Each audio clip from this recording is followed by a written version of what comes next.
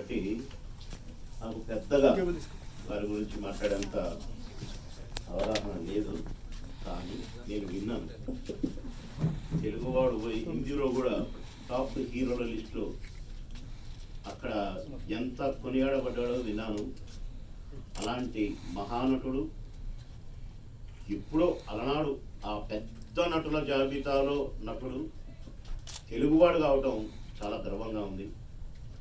కానీ వారు సంపాదించిన కీర్తి తెలుగు ప్రజలంతా తెలుసుకోకపోవటం, తెలుగు ప్రజలకు తెలవకపోవటం దురదృష్టకరమే. కానీ ఇప్పుడిప్పుడే వారి గొప్పతనం, వారి నటులుగా ఏమేమి సాధించారో అవన్నీ ప్రజలకు వస్తున్నాయి. మనం మన జయరాజు గారి గురించి ప్రతి తెలుగువాడికి తెలిసేలా ఏదైనా చేస్తే బాగుంటుందని నా అభిప్రాయం. కనుక ఇంత గొప్ప నటుడు గురించి నేను వారి పిక్చర్స్ కూడా చాలా చూసిన. అంటే పిక్చర్స్ సినిమాలు కాదు, బొమ్మలు.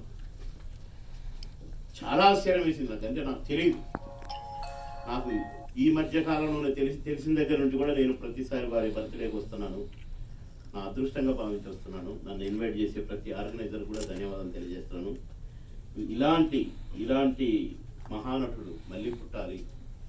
మనవాడు, మన తెలుగువాడు మళ్ళీ మళ్ళీ మళ్ళీ పుట్టి మహానటుడిగా ఒక వెలిగే అవకాశం ఆ దేవుడు ఇవ్వాలని కోరుకుంటున్నాను. లాంగ్ లివ్ మన జయరాజ్ అన్న.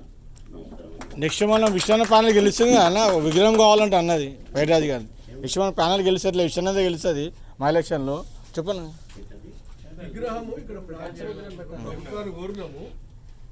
ఇప్పుడు ఎందుకు వారి ముందే మాట్లాడాలి, తర్వాత మాట్లాడుకోకూడదు.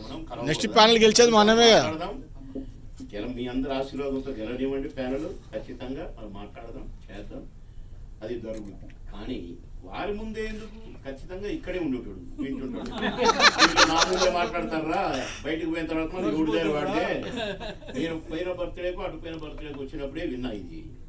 మళ్ళీ అప్పుడు కలిశారు, ఇప్పుడు కలిశారు మీరు. ఇక వద్దు మరి ఎక్కువ మాట్లాడటం బాగా.